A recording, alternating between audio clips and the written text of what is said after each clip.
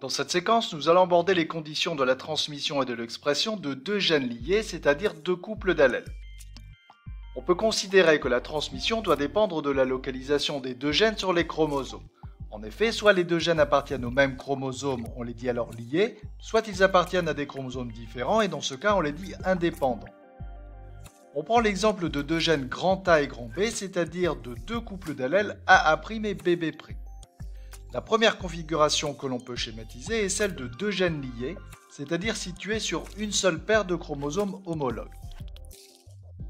Cette paire de chromosomes homologues porte à la fois le gène A, c'est-à-dire les allèles A et A', mais aussi le gène B, c'est-à-dire les allèles B et B'. La deuxième configuration que l'on peut schématiser est celle de deux gènes indépendants, c'est-à-dire situés sur deux paires de chromosomes homologues différents.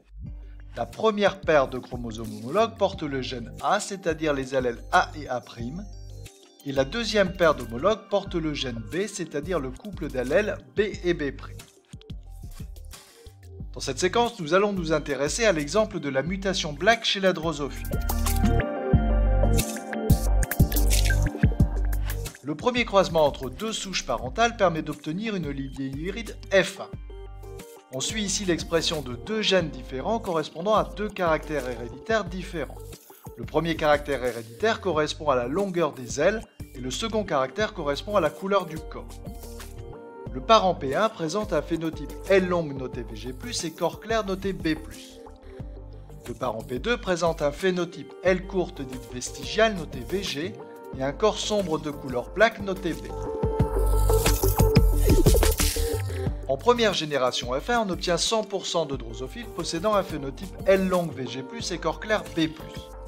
On peut donc en déduire que les allèles VG+, et B+, sont dominants et que les allèles VG et EB sont récessifs. Le phénotype VG plus B+ peut être qualifié de phénotype dominant et le phénotype VGB peut être qualifié de phénotype récessif. Étudions maintenant le croisement test, c'est-à-dire le croisement entre un individu hybride de F1 et un phénotype récessif. On peut constater que dans la descendance de ce croisement, on obtient 4 phénotypes en proportion non équiprobable. On obtient en effet beaucoup plus de phénotypes qualifiés de parentaux, ici près de 80%, que de phénotypes recombinés aux alentours de 20%.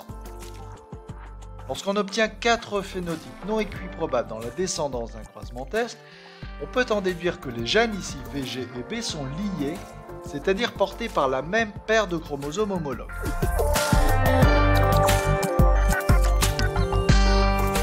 Nous allons maintenant déterminer les génotypes des différents individus impliqués dans ces croisements, en commençant par les parents P1 et P2. On sait que les parents sont de lignée pure, c'est-à-dire homozygotes. Cela signifie que pour un gène donné, l'individu possède 2 fois le même allèle, car il s'agit d'individus diploïdes. Le parent P1 possède 2 fois l'allèle VG+, et 2 fois l'allèle B+. Le parent P2 possède quant à lui 2 fois l'allèle VG et 2 fois l'allèle B. Dans l'écriture du génotype, chaque barre correspond à un chromosome. Ici, il y a donc 2 chromosomes, c'est-à-dire une seule paire de chromosomes homologues.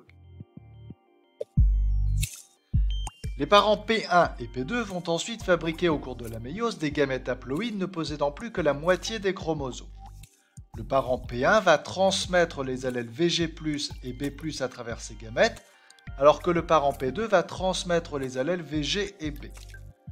Les individus de F1 reçoivent donc de leurs parents ces 4 allèles et possèdent donc un génotype hétérozygote.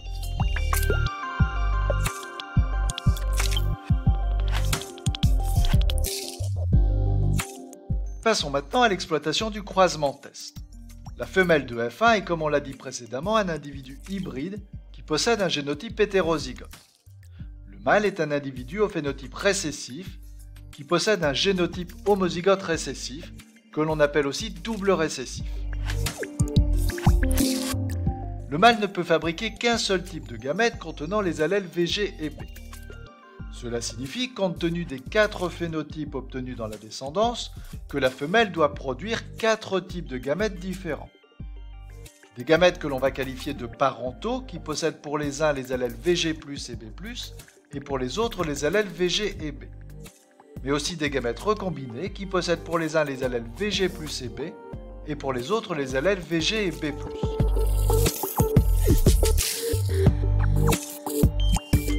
Présentons cette démonstration en nous appuyant sur un échiquier de croisement.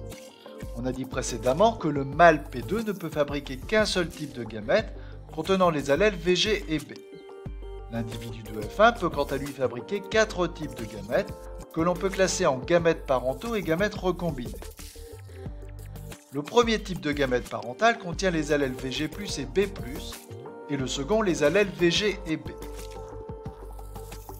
Le premier type de gamète recombiné contient les allèles VG+ et B, et le second les allèles VG et B+. On peut donc écrire maintenant les génotypes des différents individus issus de la fécondation entre un gamète mâle de P2 et l'un des 4 gamètes de P1. On va aussi préciser à quel phénotype correspond chaque génotype en tenant compte de la dominance et de la récessivité des allèles.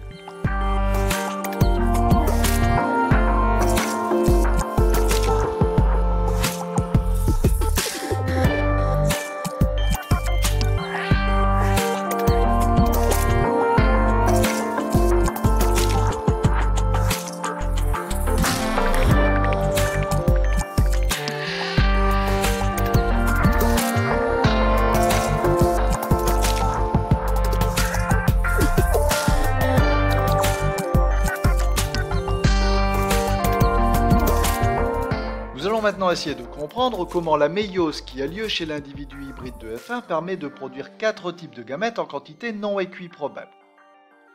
Présentons dans un premier temps la cellule mère des gamètes. C'est la cellule qui va subir la méiose pour donner naissance à 4 gamètes haploïdes. On connaît le génotype hétérozygote des individus de F1. Une telle écriture du génotype signifie que la cellule mère des gamètes possède une seule paire de chromosomes homologues pour les gènes qui nous intéressent, car les gènes sont liés. Le premier chromosome de cette paire porte les allèles VG+ et B+.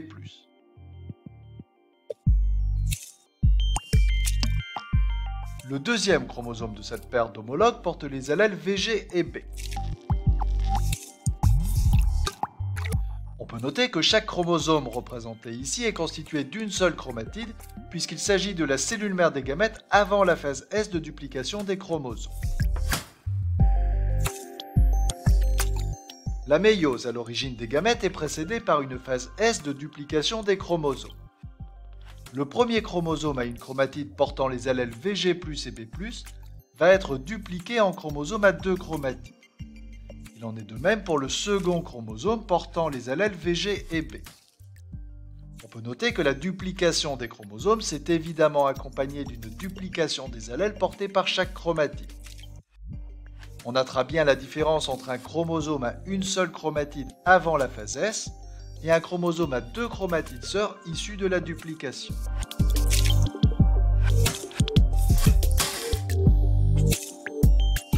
Voyons maintenant les étapes de la méiose permettant la fabrication des gamètes. En métaphase 1, les chromosomes homologues se disposent de part et d'autre du plan équatorial. Au cours de la première division de la méiose, on assiste à la séparation des chromosomes homologues, le premier portant les allèles VG+ et B+, et le second portant les allèles VG et B. La première division de méiose a donc permis la séparation des allèles VG+ et B+ dans une cellule et VG et B dans l'autre cellule.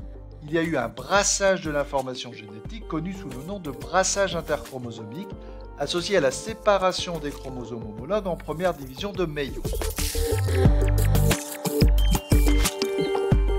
Au cours de la deuxième division de méiose, il y a séparation des chromatides sœurs pour donner naissance à 4 gamètes haploïdes. Les 2 chromatides portant les allèles VG+ et B+ se séparent, ainsi que les 2 chromatides portant les allèles VG et B. Une telle méiose aboutit donc à la fabrication de 100% de gamètes parentaux. Comment alors les gamètes recombinés sont-ils fabriqués ? Eh bien, il faut envisager une recombinaison des chromatides entre chromosomes homologues. En prophase 1, au début de la première division de la méiose, les chromosomes homologues à 2 chromatides se regroupent par paires pour former ce que l'on appelle des bivalents, au niveau desquels on peut observer des points de contact appelés chiasma entre les chromatides internes de ces bivalents.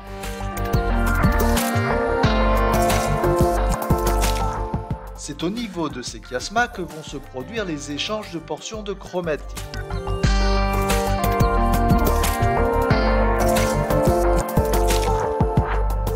Ce mécanisme de recombinaison homologue est connu sous le nom de crossing over, donnant ainsi naissance à des chromatides recombinées.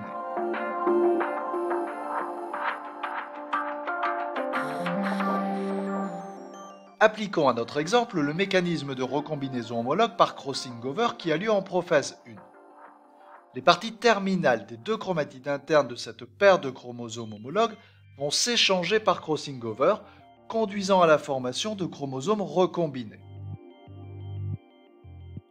On peut noter que seules les chromatides internes sont recombinées, alors que les chromatides externes sont de type parental. Ici, il y a eu ce que l'on appelle un brassage intrachromosomique.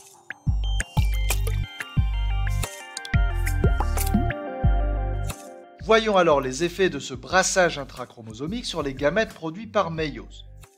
Les deux chromosomes homologues se disposent de part et d'autre de la plaque équatoriale au cours de la métaphase 1. Au cours de la première division de la méiose, on assiste à la séparation des deux chromosomes homologues. Le premier possède une chromatide parentale portant les allèles VG+, et B+, et une chromatide recombinée portant les allèles VG+, et B. Le second possède une chromatide parentale portant les allèles VG et B, et une chromatide recombinée portant les allèles VG et B+. La première division de méiose associe donc un brassage intrachromosomique reposant sur la recombinaison des chromosomes homologues en prophase 1 et un brassage interchromosomique reposant sur la séparation de ces chromosomes homologues en anaphase 1. Au cours de la deuxième division de méiose, il y a séparation des chromatides sœurs pour donner naissance à 4 gamètes haploïdes. Les deux chromatides du premier chromosome homologue se séparent, ainsi que les deux chromatides du deuxième chromosome homologue. Une telle méiose aboutit à la fabrication de gamètes parentaux VG plus B+, et VGB, et de gamètes recombinés VG plus B et VGB+. Ce type de méiose produit donc 50% de gamètes parentaux et 50% de gamètes recombinés.